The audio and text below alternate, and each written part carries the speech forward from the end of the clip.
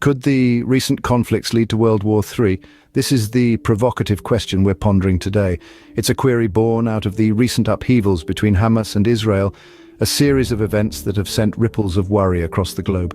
The world watches as these two forces clash, the tension between them palpable, their actions sparking a discourse that's as chilling as it is vital.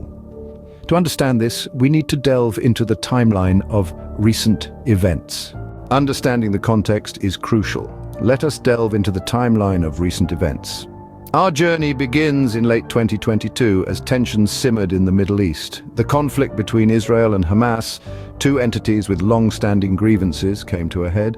This period saw a significant increase in cross-border attacks, with each side blaming the other for the escalation in violence. As the new year dawned in 2023, the situation further deteriorated. Rocket fire from Gaza into Israeli territory became more frequent, and Israel's retaliatory strikes intensified.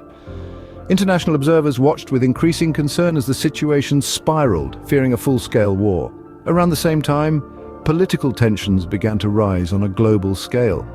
Nations around the world watched the escalating conflict with bated breath, their responses varying from calls for peace to threatening rhetoric.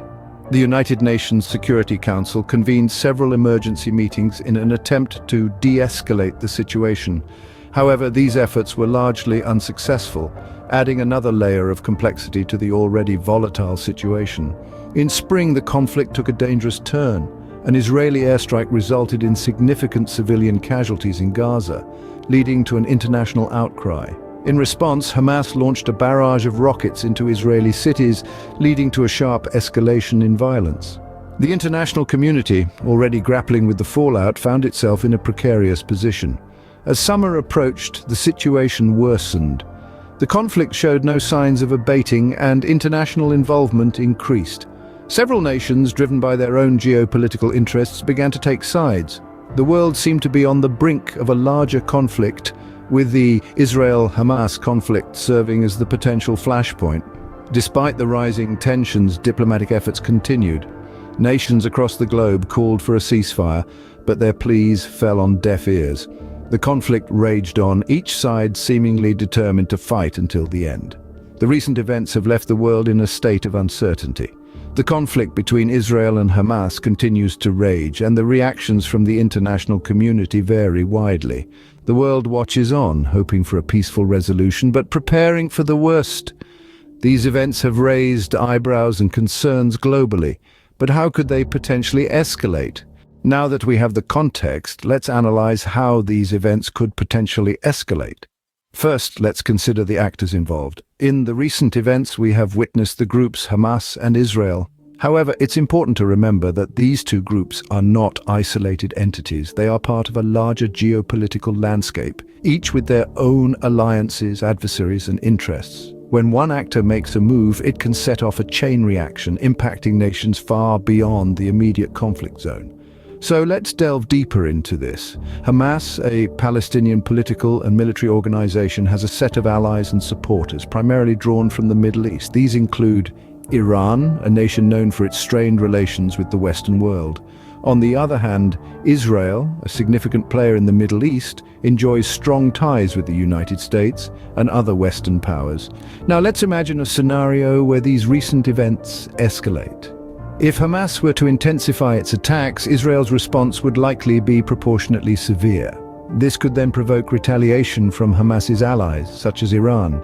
If Iran were to involve itself militarily, it's plausible that Israel's allies, including the United States, may step in, broadening the scope of the conflict. However, it's worth noting that in today's interconnected world, direct military intervention is just one facet of how nations can engage in a conflict. Economic sanctions, cyber warfare, and diplomatic isolation are all tools that could be employed by nations indirectly involved. Yet, even with these factors, would this be enough to ignite a World War III? The world has seen many regional conflicts in the past century that have not escalated to a global scale.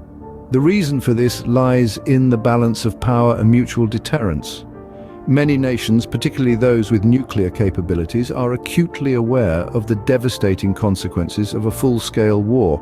This understanding acts as a deterrent, preventing regional conflicts from spiraling out of control. Another contributing factor is the role of international organizations like the United Nations. These bodies, although not without their flaws, provide a platform for diplomatic dialogue and conflict resolution, offering an alternative to military escalation. Moreover, the global community today is economically interconnected. A war on a global scale would have catastrophic implications for the world economy, a prospect that no nation would take lightly. In conclusion, while the recent events between Hamas and Israel have the potential to escalate, there are numerous factors at play that could prevent this from spiraling into a World War III.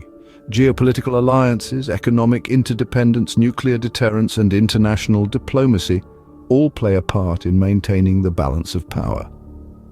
The potential for escalation is certainly there, but is it enough to trigger a World War III?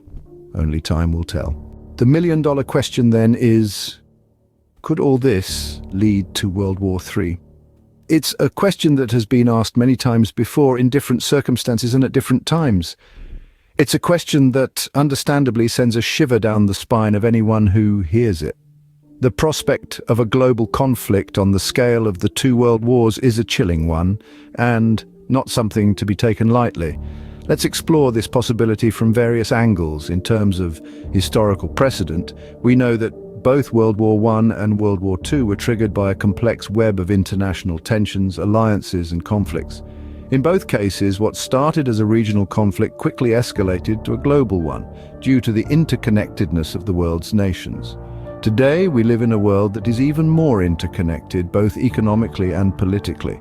This, in theory, could mean that a conflict between two nations has the potential to draw in others and escalate to a global conflict. However, there are significant differences between the world today and the world as it was in the early 20th century. For one, the presence of international bodies like the United Nations, designed to mediate conflicts and maintain peace, could potentially prevent a full-scale war.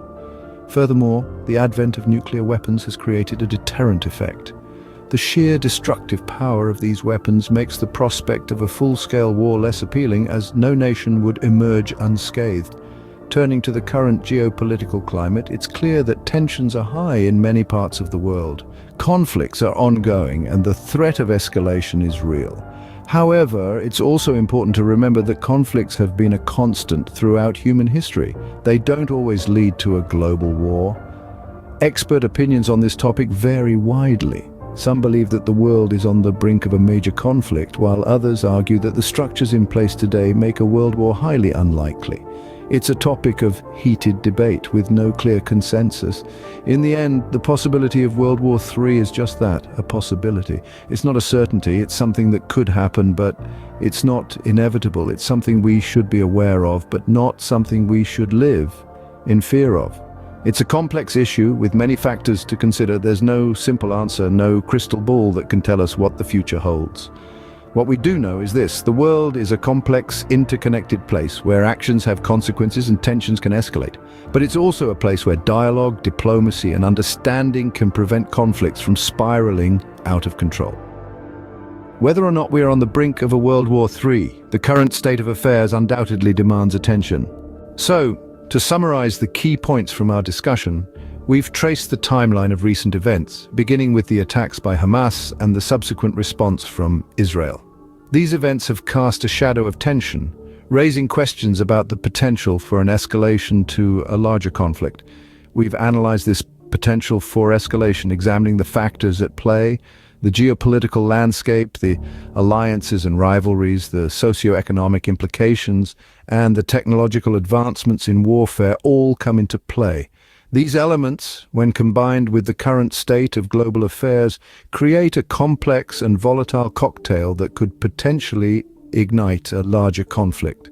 We then delved into the contentious topic of World War III.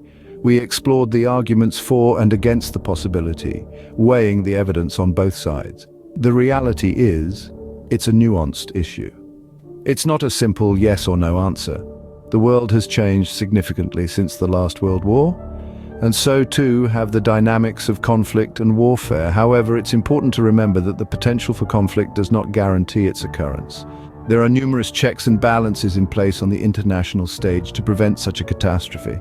Diplomacy, negotiation, and peacekeeping efforts play a vital role in maintaining global stability. In conclusion, while the recent events between Hamas and Israel are concerning, they do not necessarily signal the onset of a third world war. It's crucial to approach this topic with a balanced perspective, understanding the complexities and the variables at play.